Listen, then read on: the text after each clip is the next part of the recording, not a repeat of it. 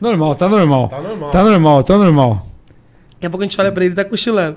Chegou um WhatsApp de uma moça pra mim e ela falou que ela não me conhecia e foi apresentado o meu trabalho pra ela pela parceira dela. E aí ela falou: Josi, eu assisti um pedaço de um podcast e alguns dias depois eu tive uma comunicação e ela disse que é espírita e tudo.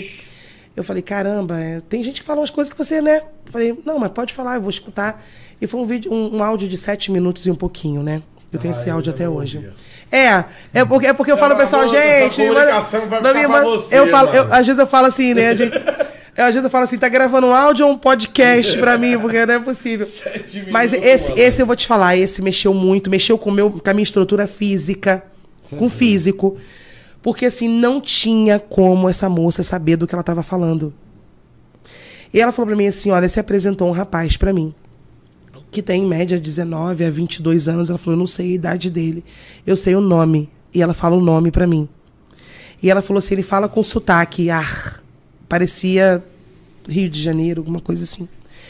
E aí ele falou, ela disse que ele se apresenta pra ela, nessa visão dela, né? Eu não sei muito bem como te explicar, porque eu não tenho isso, mas cada um com a sua espiritualidade. E aí ele pediu pra que ela entrasse em comunicação comigo. Ele tira a roupa para ela, na visão dela, não sei se é um sonho, né, como é que isso acontece, e mostra para ela uma parte do corpo dele. E ele falou para ela que ele tinha falecido, né? Ela falou: Josi, ele faleceu num presídio. Quando ela começou a falar, eu já comecei a me sentir mal. E ela falou assim: ele me mostra o ânus dele. Eita. E muito machucado. Azul. Quando ele falou isso... Não, quando ela falou, Castro, sabe, o seu mundo cai. Assim, eu falei: que é isso? Porque eu falei: não tem como ela saber. Ela falou assim: ele manda te dizer que ele sabe que ninguém quis botar a mão nele. Foi um corpo de um presidiário. Ele, né, cometeu um crime e ele foi estuprado até a morte. E ele era HIV positivo. E ninguém no plantão queria colocar a mão nele. E eu coloquei. E quando eu mando pro Flávio esse áudio, o Flávio na hora lembrou do caso e falou: Josi, eu sei do que ela tá falando. Eu falei: eu também sei como é que essa menina sabe o que ela tá falando. Ela não pode saber o que ela tá falando, porque são coisas que a gente vive dentro do nosso... né? E era de um estado completamente diferente. Ela fala pra mim no áudio, eu te mostro, eu tô até pra postar, ela já me deu autorização pra fazer uns cortes desse áudio. Ela fala pra mim claramente: você, pelo amor de Deus, me fala o que foi isso, porque eu quero saber se eu tô mentindo. Porque nem ela estava acreditando que foi uma coisa tão, né, tão real. Ela falou: Josi, vê se não é viagem minha, se não foi uma visão errada minha. Eu falei: não foi. Eu cuidei dele. E ele fala que durante toda a vida dele, ele nunca tinha sentido um carinho tão grande, algo que eu emanei para ele naquele momento do procedimento. E foi justamente porque, Castro, eu não julguei o que ele fez. Eu preparei, eu tinha que preparar. Eu tava num plantão cheio de gente preconceituosa. E eu ia deixar o quê? Ele entrar em putrefação, a família estava esperando. E foi bem, o áudio foi bem tocante. Ele manda um recado pra mim, ele disse: olha, diz a ela que eu consegui vir, virão outros. Aí eu falei: oh, meu Deus do céu, né? Como essa questão de virão outros para agradecer.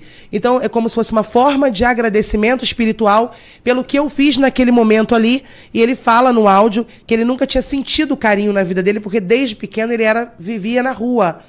Então ele nunca tinha sentido alguém tratar. Ou seja, foi algo que eu emanei naquela hora ali, né? Que eu procuro sempre emanar uma energia positiva, ó, segue a luz, vai, segue seu caminho, porque senão isso pode ficar por ali e acabar te prejudicando espiritualmente, que é o que a gente já falou sobre isso. Então, foi bem tocante esse recado e não tinha como essa moça saber disso, não tinha.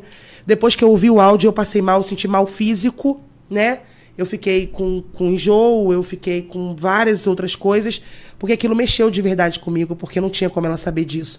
Então foi como se fosse um segredo que veio à tona, né? E ele fala no final ela fala que ele disse no final do vídeo que ele veio e que outros vão receber autorização de vir agradecer também.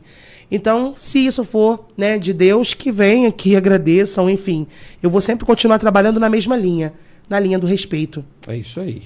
Ó, o editor Luiz... falou aqui, pergunta pra ela pra mandar esses áudios pra não botar nesse corte. Eu posso mandar, eu posso. Você posta, né? Não, mas eu não tenho problema com isso não. Até eu tô pra mandar também pra uma outra pessoa. Ela falou: não, Josi, fica tranquila. Eu falei: muda um pouquinho a voz dela só. E ela trabalha estofando sofá, pelo que ela me falou. Não tem nada a ver com nada da profissão. O Luiz Eduardo Alves de Oliveira, parabéns, excelente profissional.